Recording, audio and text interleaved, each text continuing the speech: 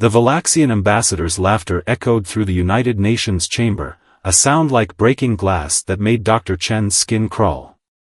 Here they were, humanity's finest representatives, being openly mocked by beings who had crossed the stars only to tell them how worthless they were.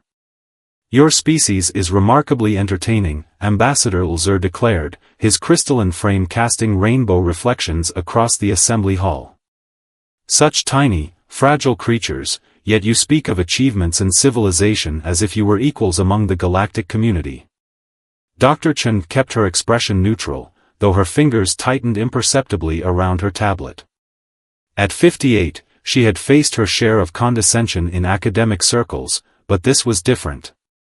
The fate of humanity hung on these negotiations, and their visitors seemed to view the entire proceeding as a cosmic joke. "We understand that by your measures, we may seem underdeveloped," she responded carefully, her voice steady despite the tension. "But surely there are many ways to measure the worth of a species?" Ulzer's crystalline form shifted, fragments of his outer layer rearranging themselves into what passed for amusement among his kind. "Indeed. We have measured you in every conceivable way, Dr. Chen. Your strongest cannot lift a tenth of what our children can. Your fastest would be outpaced by our elderly. Your most brilliant minds barely grasp concepts our juveniles master in their early development phase." The chamber remained silent. What could they say? The Valaxians' technological superiority was evident in everything from their faster-than-light ships to their seemingly impossible biological composition. Their crystalline bodies could withstand the vacuum of space, regenerate from nearly any damage, and channel energy in ways that human science couldn't even begin to explain. However, Ulzer continued, his tone shifting to what might have been magnanimity, "We are not without mercy. You will have one standard month to demonstrate any hidden worth your species might possess. Impress us, and we might consider offering humanity a protected status within the Valaxian Empire." Dr. Chen felt a chill run down her spine. Something in the way he said it. She glanced down at her tablet, where a message from her team's quantum analysis lab was flashing urgently. As the ambassador continued his speech about generosity and opportunity, she opened the message and had to force herself to keep breathing normally. The lab had detected massive energy signatures in orbit around Earth, signatures that matched Valaxian weapon systems. And according to the timestamps, they had been put in place weeks before the Valaxians had made first contact. They never had any intention of negotiating. This wasn't a test or an opportunity, it was theater. The Valaxians were going to take Earth regardless of what humanity proved. Dr. Chen looked up at the towering crystalline figure of Ambassador Ulzer, seeing his patronizing display in a new light. They thought humans were weak, primitive, and foolish. Perhaps it was time to show them just how dangerous it was to underestimate a species that had survived and thrived on one of the most challenging worlds in the galaxy. She just had to figure out how to do it before it was too late. "You want me to help save the world?" Ray's hand trembled as he set down his coffee cup, the ceramic making a gentle clink against the saucer. The morning sun streamed through the windows of his small architecture studio, illuminating decades of award-winning designs on the walls, and the slight tremors that had ended his drawing career 3 years ago. Dr. Chen nodded, watching the 72-year-old architect with careful attention. "I need people who understand what real strength is, Mr. Walker. People who've had to find different ways to solve problems. Because of this?" He held up his shaking hand with a wry smile. "The Parkinson's doesn't make me strong, Dr. Chen. It makes me adjust. Adapt. Learn new ways to do what I love." "Exactly." She pulled up a holographic display from her tablet, showing the crystalline structure of a Valaxian ship. "They think in straight lines. Perfect angles. Absolute strength. But look at their architecture, what do you see?" Ray leaned forward, his eyes narrowing. Despite his tremors, his gaze was sharp as ever, taking in every detail of the alien vessel's design. "No curves," he murmured. "No organic elements. It's all rigid. Like they're afraid of anything that isn't completely controlled. That's what got my attention too. Dr. Chen expanded the display, showing more Valaxian structures. Everything they build, everything they do, follows the same pattern. Perfect. Precise. And completely inflexible. Ray's coffee sat forgotten as he studied the designs, his mind already working in the way that had made him famous in architectural circles. They're like their buildings, he said slowly. All that strength, but no give. No ability to bend without breaking. He looked up at Dr. Chen. But what good is an old architect against beings that can lift cars? You're not the only one I'm recruiting. She switched the display to show a small group of profiles. A composer who lost her hearing but still creates music that moves people to tears. A teacher who survived 3 years in a coma and now helps others recover from brain injuries. A botanist who's legally blind but can identify plants by touch and smell better than most can with full vision. The people they'd consider weakest, Ray realized, understanding beginning to dawn in his eyes. The people who've had to become strongest in different ways, Dr. Chen corrected. The Valaxians have been observing us, but they're only seeing what they want to see. They watch our Olympic athletes and dismiss them as inferior. They observe our military and scoff at our primitive weapons. But they're missing everything that makes humanity resilient. She paused, bringing up one final image, a recording of a Valaxian observer watching a human concert. The crystalline being was rigid, almost uncomfortable, as the music played. They don't understand art, Mr. Walker. They don't comprehend why we would waste energy on music, on architecture that prioritizes beauty over efficiency, on helping those they would consider defective. And that's their weakness. Ray's trembling hand reached out to touch the hologram of the Valaxian ship, his architect's mind already seeing possibilities. You want to show them what they're missing. Not match their strength, but demonstrate something they can't even comprehend. Yes. Dr. Chen smiled. And I think you might be the perfect person to help design exactly how we're going to do that. Are you interested? The old architect stood up, moving to his computer where advanced modeling software had replaced his physical drafting tools. His hand shook as he moved the mouse, but his eyes were bright with purpose. Doctor, he said, I've spent my entire life creating spaces that make people feel something. If we can make these crystalline giants feel, well, that would be the project of a lifetime, wouldn't it? As Ray began to work, Dr. Chen received another message from her team. The Valaxian observers had just completed another survey of human military capabilities, finding them laughably inadequate. But they hadn't noticed the small group of damaged humans gathering in a retired architect's studio, planning something that no amount of physical strength could defend against. Sometimes, the greatest power lies in being underestimated. The trials will begin tomorrow, Ambassador Lzer announced, his crystalline form pulsing with what Dr. Chen had come to recognize as smug satisfaction. 3 tests to demonstrate your species' capabilities. Failure in any will result in immediate integration into our empire.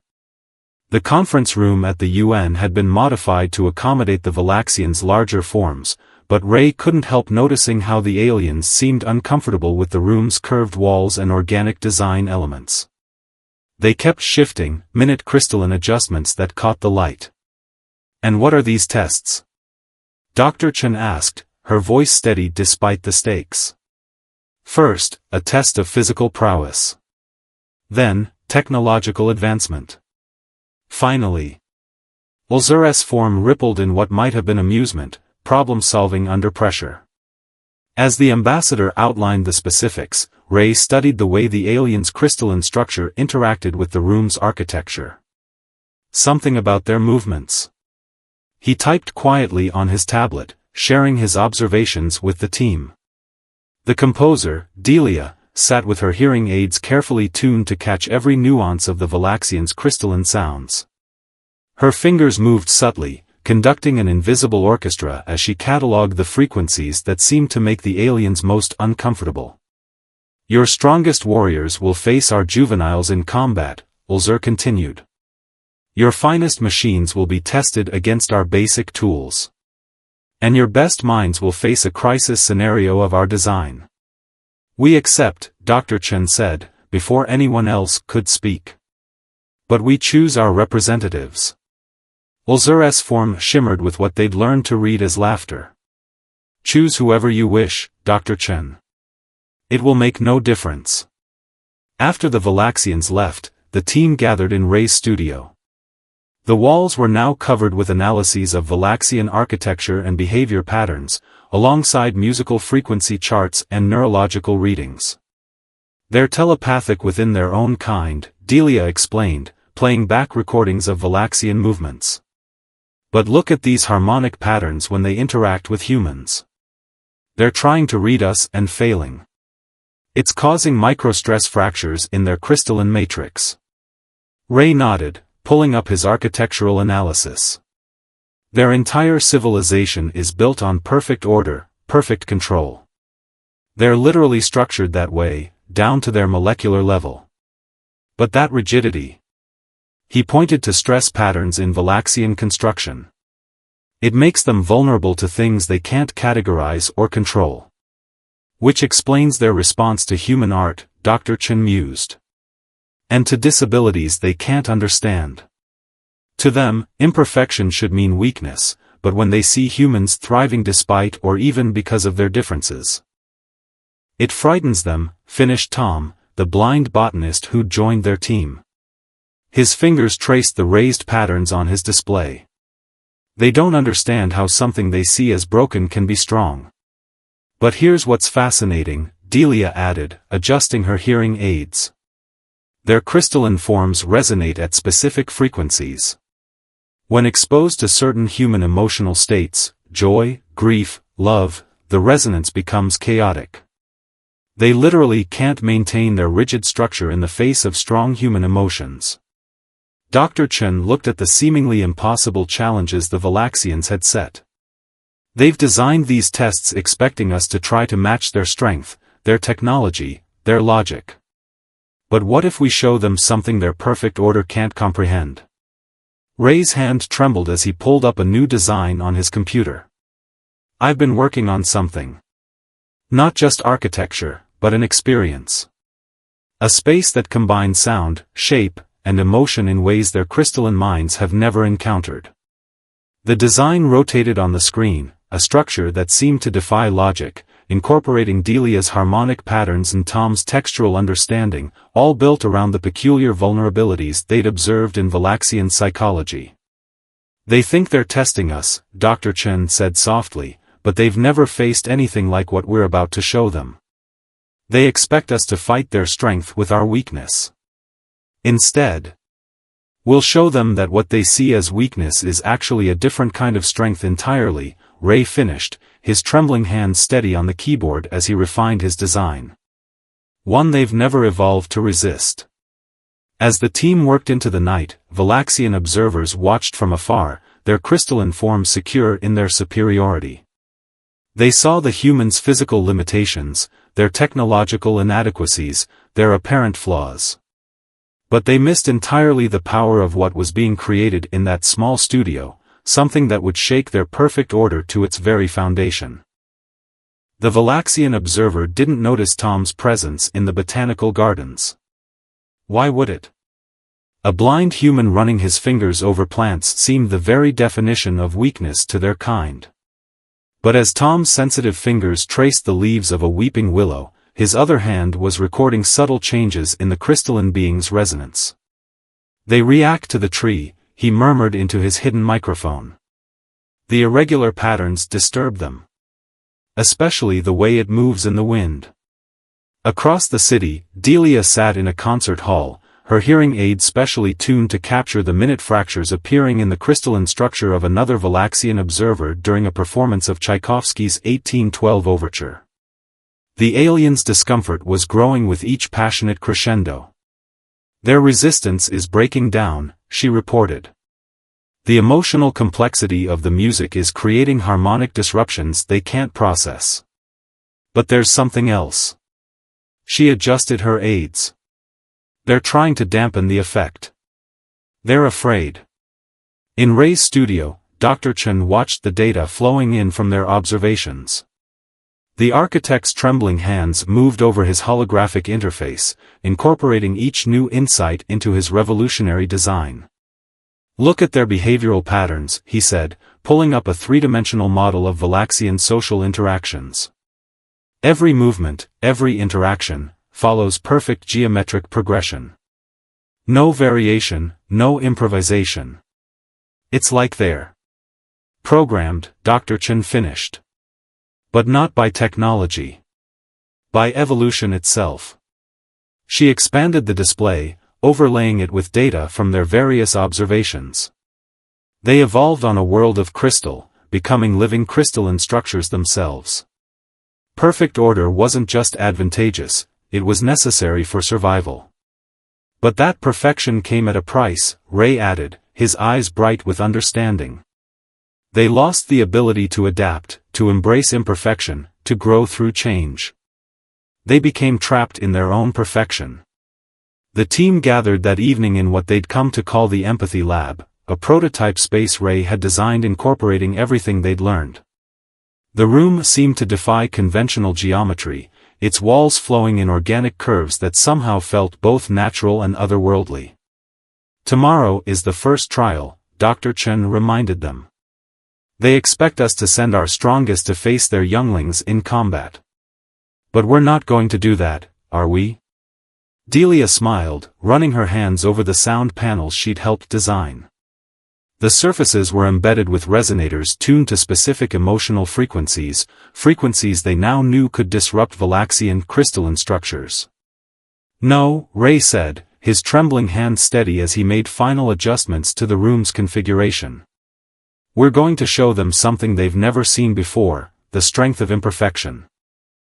Tom touched one of the walls, feeling the subtle patterns worked into its surface. These textures, they tell a story through touch. A story about adaptation, about finding new ways to perceive the world.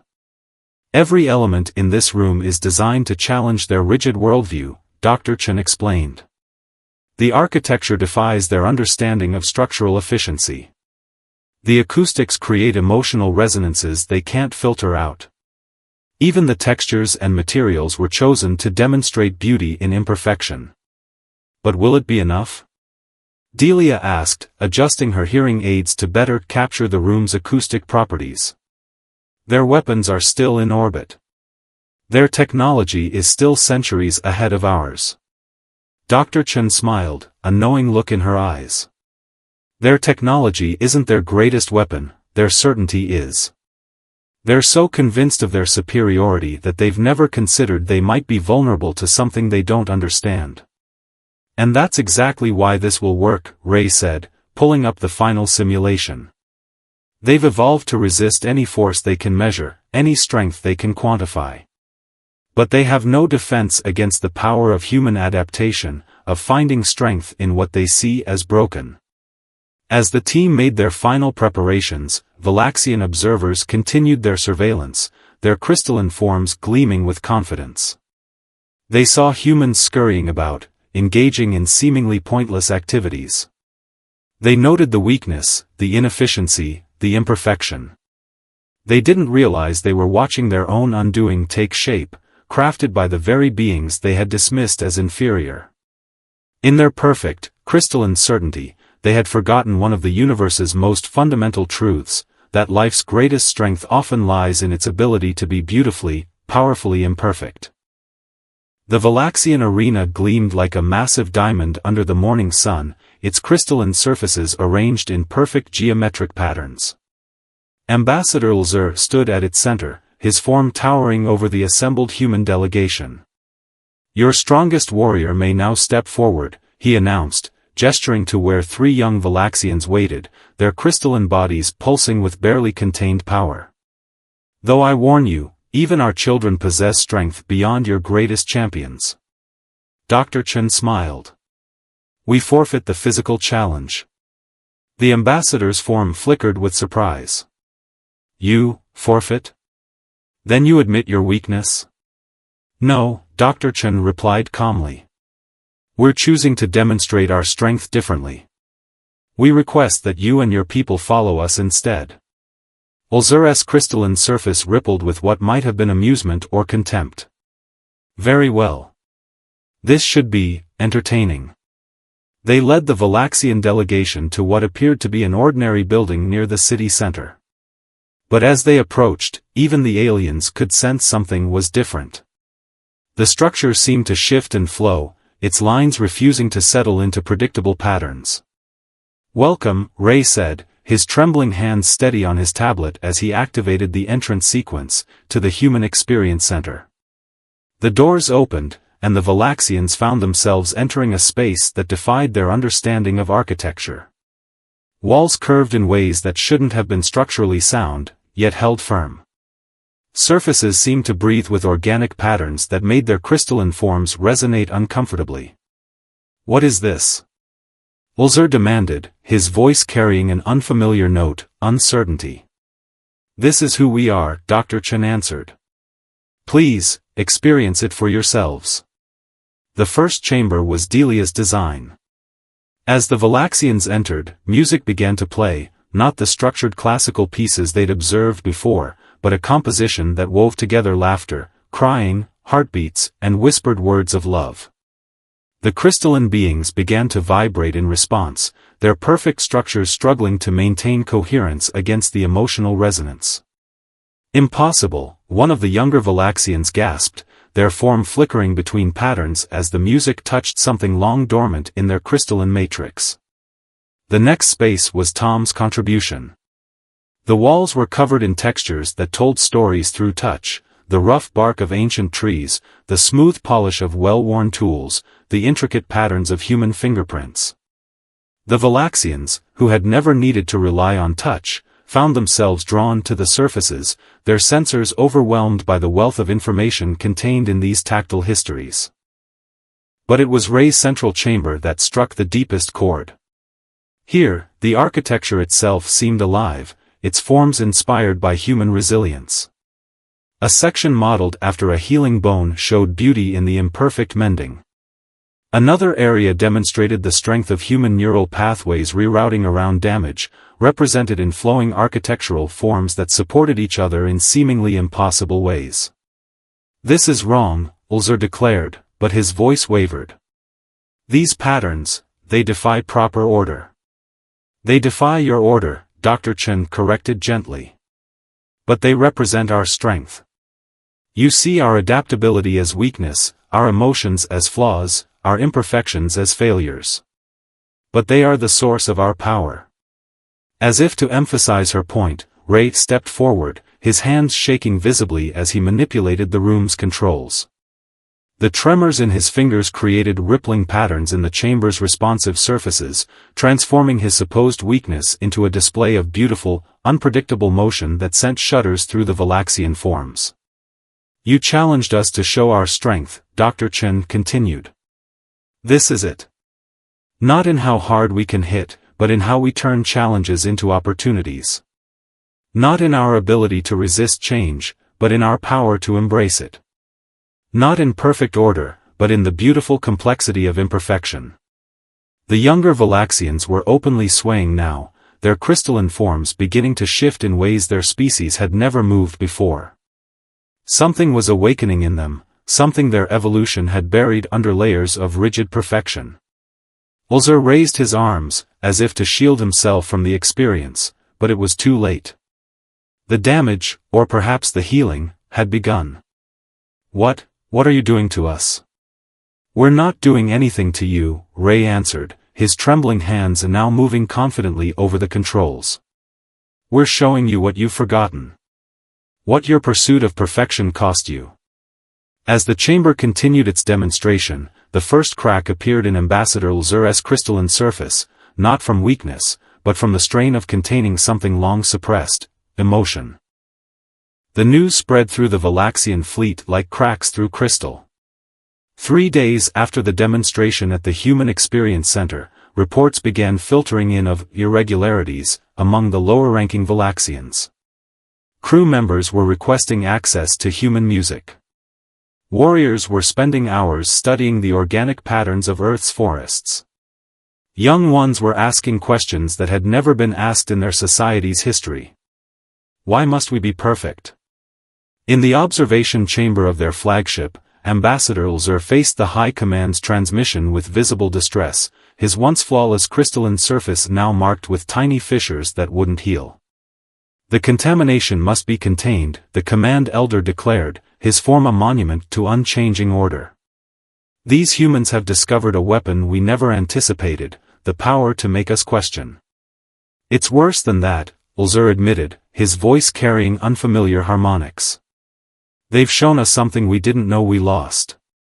Meanwhile, in Ray's studio, the team monitored the growing ripples of their demonstration.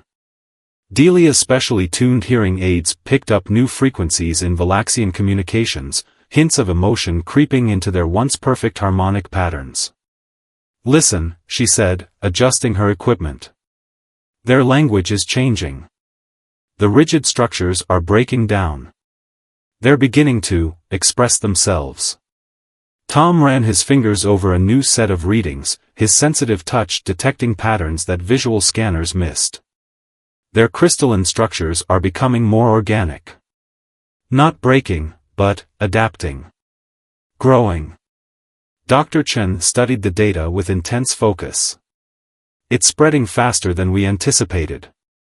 The younger ones especially, they're embracing these changes. Their natural telepathic network is amplifying the effect. Ray's trembling hands moved over his latest designs, modifications to the experience center that would accommodate the growing numbers of Valaxians seeking to understand these new sensations. They're like children discovering color in a world of black and white, he observed. Once they see it, they can't go back to not seeing it. But not all the news was encouraging. Reports came in of violent reactions among some of the Valaxian elite. Several high-ranking officers had literally shattered themselves rather than face the emotions awakening within them. Others were demanding immediate military action to cleanse their people of human influence. The High Command is losing control, Dr. Chen announced, reading the latest intelligence. But that makes them more dangerous. They're threatening to use their orbital weapons to destroy their own, contaminated, units along with Earth. They're afraid, Delia said softly, her keen ears picking up the fear harmonics in Valaxian transmissions. Not of us, but of change itself. They've built their entire civilization on the illusion of perfect order. Then let's show them the strength of disorder, Ray suggested, pulling up a new holographic display. Look at these patterns we recorded during the demonstration. The Valaxians who embraced emotion didn't weaken, their crystalline structures actually became more resilient. More adaptive. Tom nodded, his fingers tracing the data patterns.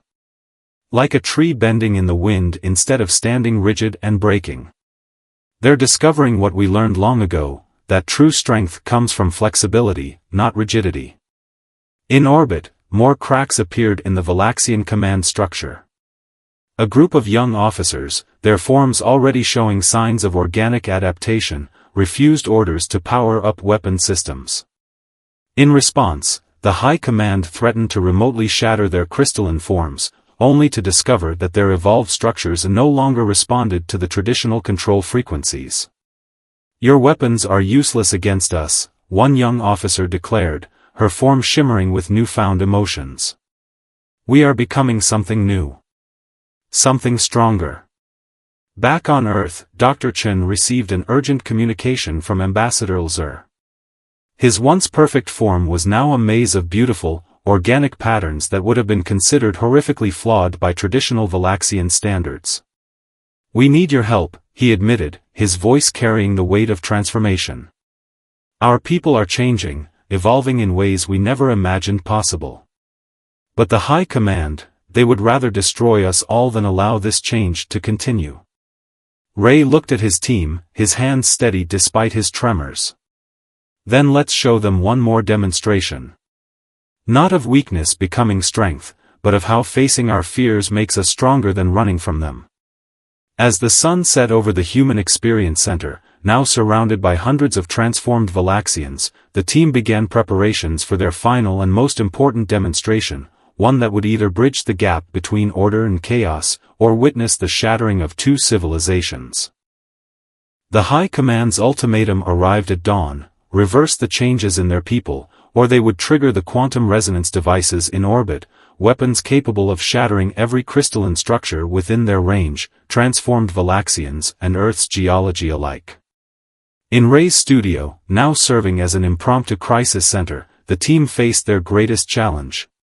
The architect's hands trembled as he manipulated the holographic controls, but his voice was steady. "We can't undo what they've learned. We can only go forward." "Then we go forward together," Ambassador Ulzer declared, his once perfect form now an intricate maze of organic patterns that caught the morning light in ways no traditional Valaxian ever could. Around him, dozens of transformed Valaxians hummed with frequencies that Delia's hearing aids detected as a complex harmony of emotion and determination. Dr. Chen studied the orbital data with intense focus. The weapons are keyed to specific crystalline frequencies. That's why they're so effective against your traditional forms. "But we're not traditional anymore," one of the younger Valaxians observed, her form flowing with patterns inspired by Earth's ocean waves. "We've learned to adapt, to change, to be imperfect," Tom finished, his sensitive fingers reading the latest structural analyses. "Their weapons are designed to shatter perfect crystalline patterns. But these new forms..." He smiled. "They're like tempered glass instead of pure crystal. Stronger because of their flaws."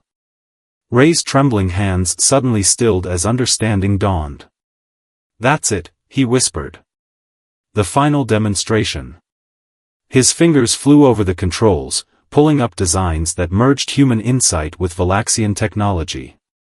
"We don't fight the weapons. We show them something so beautiful that even they have to change." The plan came together in hours, a fusion of Ray's architecture, Delia's harmonics, Tom's textural understanding, and the transformed Valaxian's new abilities. The Human Experience Center expanded, its design flowing outward through the city in patterns that defied traditional physics while celebrating the strength of adaptation. As the High Command's deadline approached, they initiated their response. Not with weapons or shields, but with something far more powerful: pure, unfiltered human experience. The transformed Valaxians linked their crystalline networks, not in rigid military formation, but in flowing patterns that mimicked neural pathways, carrying the full spectrum of human emotion and resilience to their former leaders. Through their shared telepathic network, the High Command felt a mother's love for her child. They experienced the triumph of an athlete pushing through pain to achieve victory. They shared the quiet pride of an elderly artist, hands shaking with palsy, creating beauty despite their limitations.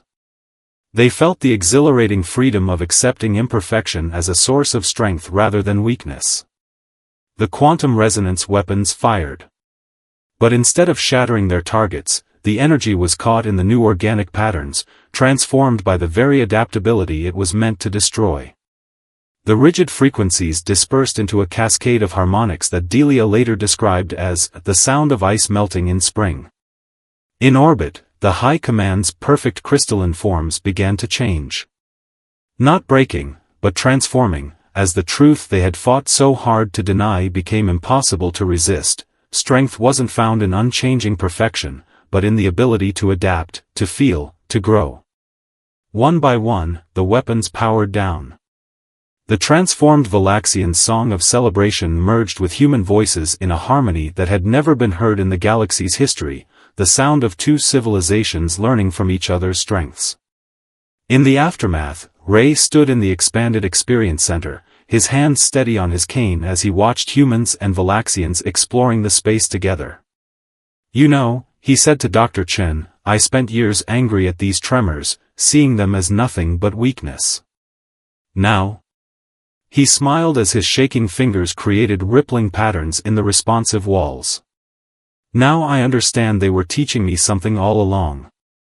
"What's that?" she asked, though the look in her eyes suggested she already knew. "That perfection is the enemy of growth. That our challenges, our limitations, our very struggles are what make us stronger." He gestured to where young Valaxians were learning to create art, their crystalline forms flowing with emotions they were only beginning to understand. "We didn't defeat them. We helped them remember something their evolution had forgotten, that the universe's greatest strength is its ability to change." Ambassador Lzer, his form now a beautiful fusion of crystalline precision and organic flow, approached them. "We came to teach you our perfection," he admitted. "Instead, you taught us that perfection was our greatest flaw. That true power lies not in being unbreakable, but in learning to break and grow stronger at the broken places." Dr. Chen watched as more Valaxians arrived through their ships, no longer coming as conquerors but as students eager to learn this new way of being. "Every weakness contains its own kind of strength," she said softly. "We just have to be brave enough to find it." Above them, Earth's sky had never looked more beautiful, painted with the light refracted through thousands of crystalline forms, each one unique, imperfect, and all the stronger for it.